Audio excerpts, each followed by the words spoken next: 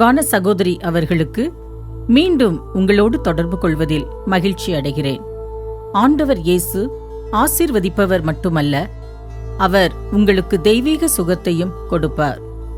ஆண்டவர் மனிதனுக்கு இந்த பூமியில் வியாதியற்ற ஒரு வாழ்க்கை வாழத்தான் அவனை சிருஷ்டித்தார். நீங்களும் நானும் வியாதியோடு வாழ்வது ஆண்டவரின் விருப்பமல்ல.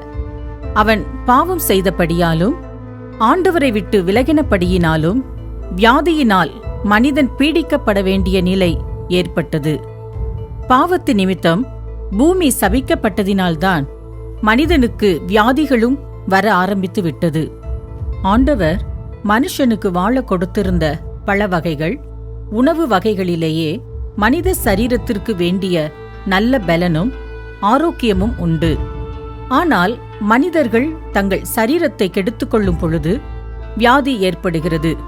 சிகரெட், புகையிலை, குடி மற்றும் பல காரியங்கள் மூலம் மனிதனின் உடல் உறுப்புகள் பாதிக்கப்பட்டு ஆண்டவர் அவனுக்கு நியமித்திருக்கிற நாட்களுக்கு முன்னதாகவே மரித்து விடுகின்றனர். மனிதனுக்காக கடவுள் படைத்து வைத்திருக்கிற தாவரங்களிலேயே மனிதனுக்கு சுகத்தை கொடுக்கக்கூடிய பல வகை மூலிகைகள் உண்டு. அவ்வளவாக ஆண்டவர் மனிதனை நேசிக்கிறார். இன்று அநேகர் எண்ணுவது என்ன? வயதானால் வியாதி வந்துவிடும் என்று எந்த வழியிலாவது பணத்தை சேர்த்து வைக்கின்றனர்.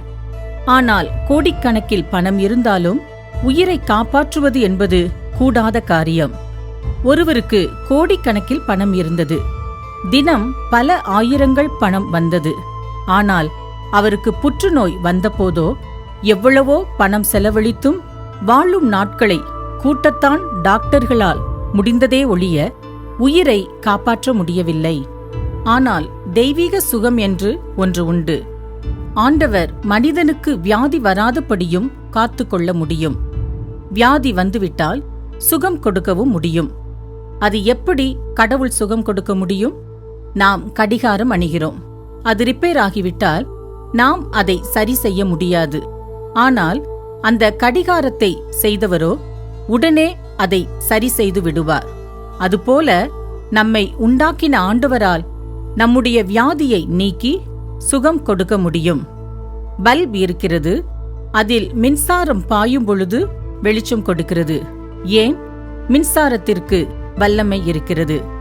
மனிதனால் கண்டுபிடித்த மின்சாரத்திற்கு வல்லமை இருக்குமானால் அதை கண்டுபிடிக்க ஞானம் கொடுத்த மனிதனை படைத்த ஆண்டவருக்கு எவ்வளவு வல்லமை இருக்கும்? யோசித்து பாருங்கள். அவருடைய பிரசன்னத்திற்குள் ஒரு மனிதன் வரும் பொழுதும் ஆண்டவருடைய வல்லமை அவனுக்குள் செல்லும் பொழுதும் அவன் எப்படிப்பட்ட வியாதியஸ்தனாயிருந்தாலும் சுகம் பெற முடியும். வேதத்தில் 12 வருட காலமாக பெரும்பாடு நோயினால் வேதனைப்பட்ட ஒரு பெண்ணை குறித்து கூறப்பட்டுள்ளது. அவள் அந்த வியாதி தன்னை விட்டு நீங்க பல வைத்தியர்களிடம் சென்று தனது சொத்துக்களையெல்லாம் விற்று வைத்தியம் பார்த்தும் சற்றும் குணமடையவில்லை. ஒரு நாள் ஆண்டவர் இயேசுவை பற்றி கேள்விப்பட்டாள். அவரிடம் சென்று அநேகர் சுகம் பெறுவதை குறித்து கேள்விப்பட்டாள். ஆண்டவர் இயேசு தன்னுடைய கிராமத்தின் வழியாக கடந்து போகப் போகிறார் என்பதை கேள்விப்பட்டவுடனே மிகவும் மெலிந்து நடக்கக்கூட முடியாத நிலையில் அவள் இருந்தபோதும் எப்படியாவது தன்னுடைய வியாதி நீங்கினால் போதும் என்ற நினைவோடு அவர் வரும் வழியில் போய் உட்கார்ந்திருந்தாள். பலர் கூட்டமாய் வந்தார்கள். நடுவே வெள்ளை உடை தரித்து சாந்த சொரூபியான முகத்துடன் ஒருவர் வருவதை கண்டாள். அவரிடம் சென்று பலரும் ஆசீர் பெற்றனர். மெதுவாக அந்த கூட்டத்தின் பின்னே சென்று பயந்து பயந்து மெல்ல அவருடைய வஸ்திரத்தின் ஓரத்தை தொட்டாள். அடுத்த நிமிடமே ஒரு வல்லமை தனக்குள் பாய்வதை உணர்ந்தாள். அவள் பலவீனம் நீங்கி புது பலன் அடைந்தாள். ஆண்டவர் இயேசு அங்குள்ளவர்களிடம் என்னை தொட்டது யார் என்று கேட்டார். கூட இருந்த சீஷர்கள், ஆண்டவரே, திரளான ஜனங்கள் உம்மை சூழ்ந்திருக்கிறதை நீர் கண்டும் யார் என்னை தொட்டது என்று கேட்கிறீரே என்றார்கள். அவருக்கு தெரியும், சாதாரணமாக தன்னை சுற்றிலும் வந்து கொண்டிருந்த ஜனங்களின் தொடுதலுக்கும் சுகம் பெற வேண்டும் என்று விசுவாசத்தோடு அவர் வஸ்திரத்தை தொட்டதினால் தன்னிலிருந்து வல்லமை புறப்பட்டதையும் அவர் அறிந்திருந்தார். தன்னை தொட்டவளை காணும்படிக்கு அவர் திரும்பி பார்த்த பொழுது தான் சுகம் பெற்றதை அறிந்த அந்த ஸ்திரீ பயந்து நடுங்கி அவர் முன்பாக வந்து விழுந்து உண்மையை எல்லாம் அவருக்குச் சொன்னாள். ஆண்டவர் அவளை பார்த்து, மகளே, உன் விசுவாசம் உன்னை ரட்சித்தது. நீ சமாதானத்துடனே போய் உன் வேதனை நீங்கி சுகமாயிரு என்றார். எவ்வளவு சந்தோஷம் அடைந்திருப்பாள்! அந்த பெண் ஒரு பணமும் அவருக்கு கொடுக்கவில்லை. ஆண்டவர் இயேசுவால் சுகம் கிடைக்கும் என்பதை விசுவாசித்தாள். அதனால் அவருடைய வஸ்திரத்தை கூட்டத்தின் மத்தியிலும் சிரமத்தோடு சென்று தொட்டாள். அவ்வளவுதான். நமது பிள்ளை வியாதிப்பட்டால் நம் பிள்ளையிடம் நாம் எதையும் வாங்குவதில்லையே. அப்படி இருக்க நம்மை படைத்த கடவுளுக்கு இதை செலுத்தினால்தான் அல்லது தன்னை வதைத்தால்தான் சுகம் தருவார் என்பது சரியானது அல்ல. மார்க்கு 5ஆம் அதிகாரம் 25ஆம் வசனம் முதல் 29ஆம் வசனம் வரை. அதுபோல பிறவியிலேயே குருடனாய் பிறந்த ஒருவன் ஆண்டவர் இயேசு வருவதை கேள்விப்பட்டான். அவரை பார்க்க முடியாது. எனவே உரத்த சத்தமாய், இயேசுவே, தாவீதின் குமாரனே, எனக்கு இரங்கும் என்று கூப்பிட்டான். மற்றவர்கள் அவனை அதட்டினார்கள், கூப்பிடாதே, சும்மா இரு என்று. அவனோ இந்த தருணத்தை விட்டுவிட்டால் வாழ்நாள் முழுவதும் குருடனாயிருந்து பிச்சை எடுக்க வேண்டியதுதான் என்று எண்ணி முன்னைவிட உரத்த சத்தமாய் கூப்பிட்டான்.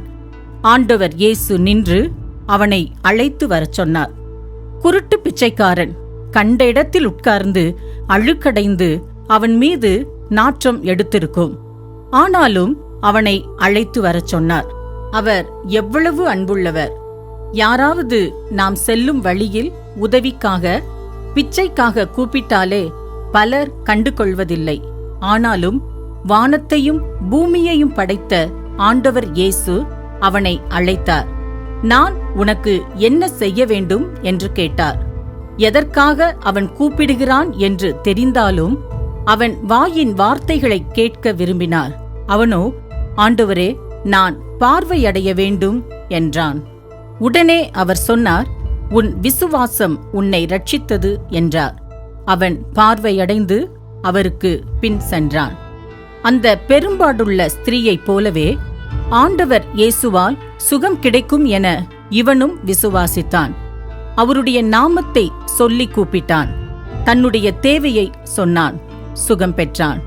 இதுபோல குஷ்டரோகிகள், சப்பானிகள், திமிர்வாதக்காரர்கள், பிசாசு பிடித்தவர்களையும் அவர் சுகமாக்கினார். அவைகளை குறித்து நீங்கள் அறிய வேண்டுமானால் எனக்கு போன் செய்யுங்கள். அவர் செய்த அற்புதங்கள் அடங்கின புஸ்தகத்தை உங்களுக்கு இலவசமாக அனுப்பி வைக்கிறேன். அருமையானவர்களே, நீங்களோ உங்கள் குடும்பத்தில் யாராவது வியாதிப்பட்டிருப்பீர்களேயானால் ஆண்டவர் இயேசு உங்களுக்கு சுகம் கொடுப்பார் என்பதை விசுவாசியுங்கள்.